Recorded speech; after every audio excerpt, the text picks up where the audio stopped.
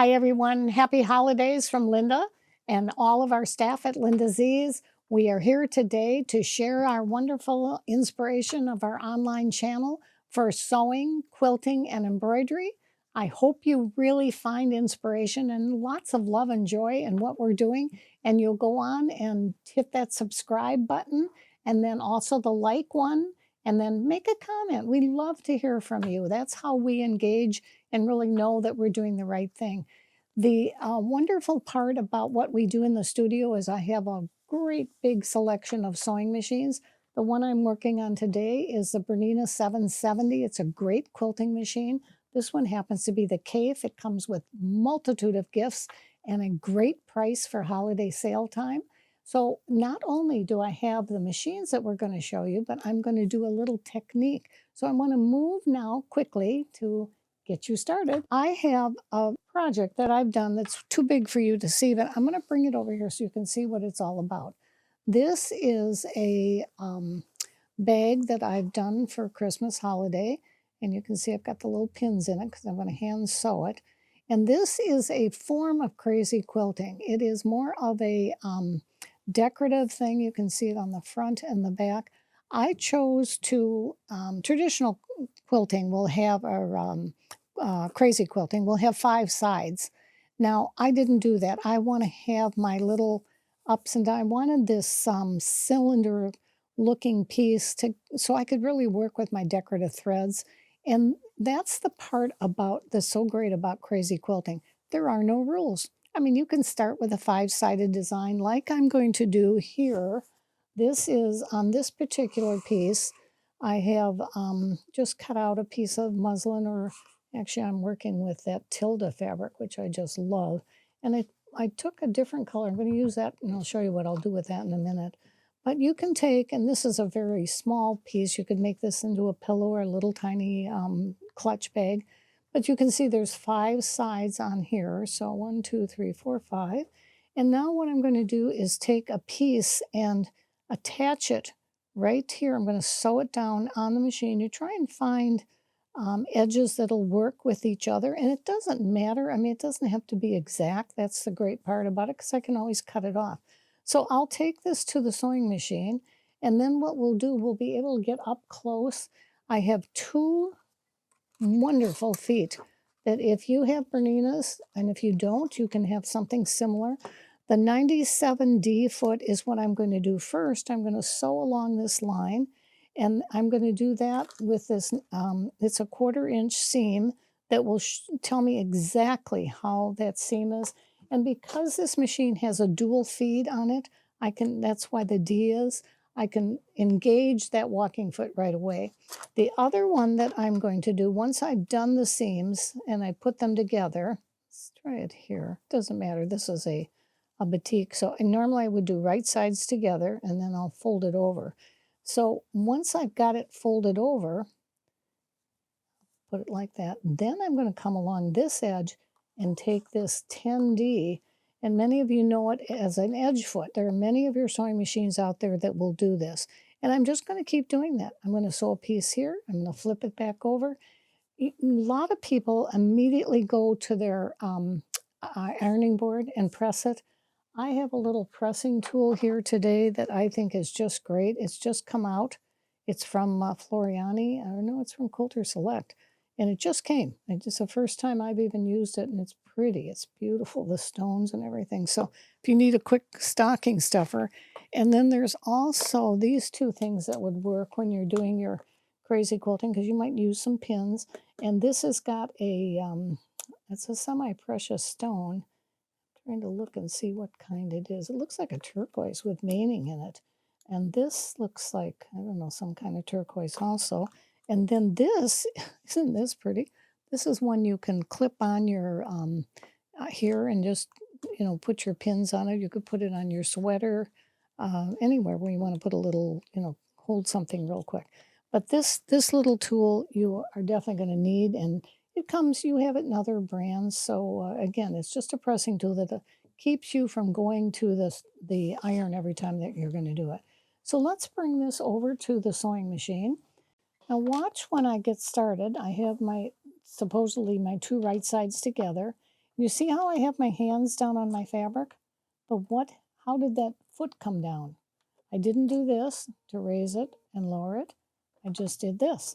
It's a knee lift lever. And those of you that say you never use it, oh, I hope you change your mind, because you will see this as just a great tool for working with all kinds of corners, which you have here. And again, there's no fast and hard rule. You can see what I'm doing here. I'm running that right along the edge. It's a 1/4 inch foot. And go right up to the edge. And then I'll just cut the fabric. I'm going to cut the thread. And look at the color of thread I'm using. I use this orange. It doesn't matter what color you use because it's really fun to be able to get in there. But look at now what I'm going to do. You see how I'm pressing this? And I'm not pulling it. I'm not stretching it. But look at how nice. And then you don't have to go to the ironing board every time. I'm going to take this dual feed off. And now, because this has got a cone, there's no screwing the foot back on and off. It's just got a little cone that you can push on. And this has a dual feed, so if you can see there, let me point that out again. Do you see this right here? That's a dual feed. I'll take it off again, and you can see how nice it is to take off with one finger, put it on with one finger. So right in there is your dual feed. Now I'm going to go to the decorative stitch up on the machine, and I'll find something that's kind of fun that might look a little fun on here. And I'm going to stitch right over the top. Now, normally I would do this at the very end, but I want you to see that I'm not going to finish this whole thing. And I want you to see how we do finish off a seam like this. It's folded over to one side, and you choose any kind of a decorative thread that you like. I'll choose this one, see what it comes out with. Again, there's no hard and fast rule. And do you see what this edge right here, this little metal piece, it's running right down the edge of the seam. And this is where I'm going to even make it longer, the length. And you see how it's adjusting on the screen itself? It's just making it longer. I could make it wider if I wanted to. So let's go back to that knob over on the right side here. And you can see here, I can make it a little wider. See how it's changing up here? And I'm going to make it all the way up to, let's do a 7.0. And you'll see the difference when you get to the end. All I'm doing is guiding this little metal plate right there. That's all I'm doing. It's going right down the seam line. I'm not putting anything under this. Some people like to use a little heavier fabric. This Tilda fabric I'm using is very heavy and it works just great on here. But you could use a heavier muslin or something that's got a little more body to it. Okay, so now I'll go ahead and cut that. And you can choose which one you like. You see how I like the longer one, but you see how the tinier one, somebody might like that. And that's what's so fun about crazy patching. You can do, the next thing that I would do is take another piece and line up with one of these edges. I'll go to the one that's right here. Let's see, I'm going to choose a pretty, I just put a whole bunch of colors in. It doesn't matter what they are. And let's do another purple one. Let's see what we can do here. We're going to cut a lot of this off anyway. And so what we're going to do is make sure that we go seam, we're going to seam the right sides together. And so when they're finished, like here, take that right side. Let's bring it down to here. And actually, let's cut this off right here. That's the beauty of this. You can just cut it to the length that you want it. No right or wrong on this particular thing. Then I'm going to go over it again, and this time I will change feet again, and you can see how easy this is to do. All I have to do is press down, and my dual feed comes off. Scissors. You see that little lever right there? Right there. Look at that. I'm just going to raise it up. See how the foot dropped? And see this little funnel right here? That's what we're going to do, and we're going to put it right up underneath that little cone, pull it up, and take that lever again and just bring it down, and we're done. No screwdriver, nothing you have to unscrew or tighten, which is so wonderful. I'm going to take this fabric. Again, I'm not using any pins or anything, and this is my straight stitching.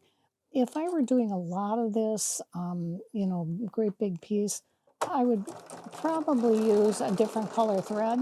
Oh, what did I do? We want a straight stitch. We do not want to have a decorative stitch when we're sewing it together. So let's go back. Let's do our straight stitch and get rid of that and go to, that's what's so great about the menu. And just, this is a new machine. It's still got the plastic on it, so it's hard to see. But again, I'm going to take the 1/4 inch seam and I'm going to go all the way down to the edge. Now I could take a 1D foot and do this same thing, and then I wouldn't have to change my my feet, but I really like, and again, I would mostly do all of these seams first, then I do, I'd cut that off because this isn't going to go perfectly there. I think I would put it here and there, and then I'll cut them all off.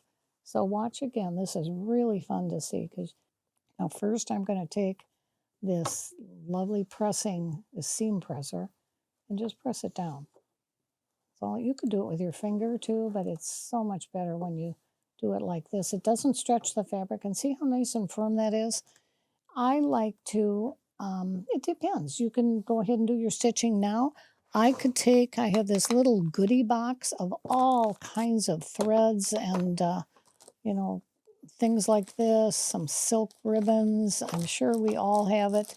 We've kept things for years, right? And I love this one. It's a little wool looking thing. I have some red pieces. I've got some variegated. I love this little silver. I can put that. You saw that on my bag that I showed you, and I'll show you that again at the end. So you could do a numerous amounts of things. I'm just going to keep this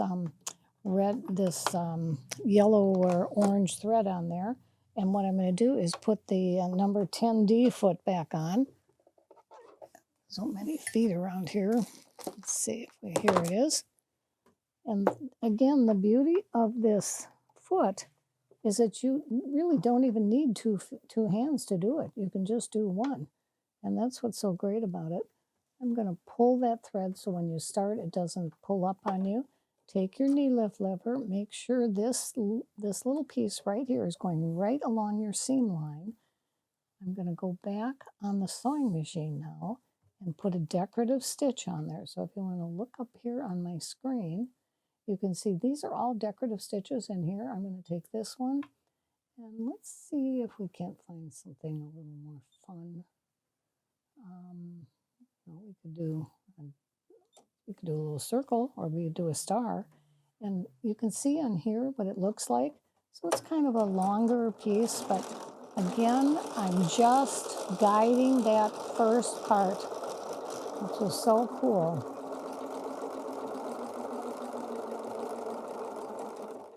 And see how I'm going to turn it so you can see it and I don't have to finish.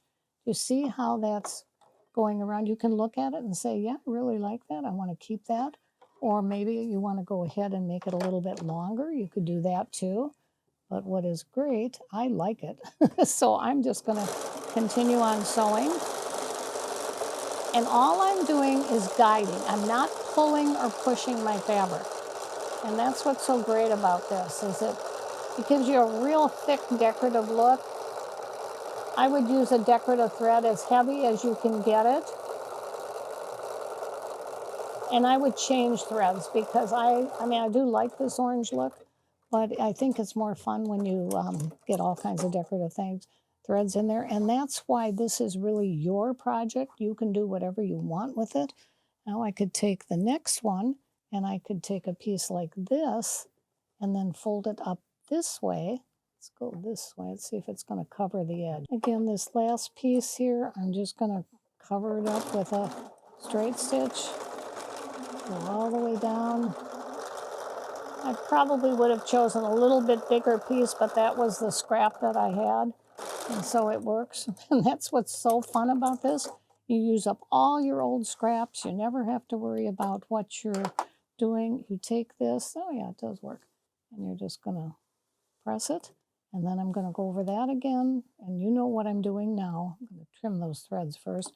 I'm going to put this number 10 foot on, and it's going to go right across there. and do another decorative thread. Well, you know what? Let me do it real quick because I want to show you exactly how I'm going to, when I'm finished with this, and of course I'm going to trim these. And you always want to get these little threads out of the way as soon as you can. And I always tell you to keep your little thread clips next to your machine. Well, I'm not sure where my thread clips went, so I'm using my big scissor, but you definitely want to get rid of those threads, especially since they're bright like this. And you want to take that presser so you don't have to take it to the iron. And I'm going to take this right over the edge. Now I'm going to go back, if you remember, I'm going to go back to the decorative stitches. I can choose something that's, let's just do like a cross, and I might even bring it a little longer. Do you see how that'll go? I don't know how, and I'm going to make it wider. I don't like the wide ones. They just make it look fun. And that, again, that's for you. And what did I forget here? I hope some of you saw that. My walking foot. It's the whole reason that we use this dual feed is because it's so great. See how it's, again, I'm just guiding. Stop here. This little plate is guiding right along the seam line. That's all I'm doing is guiding it. I'm not pushing it. I'm not pulling it. The machine is doing that all on its own.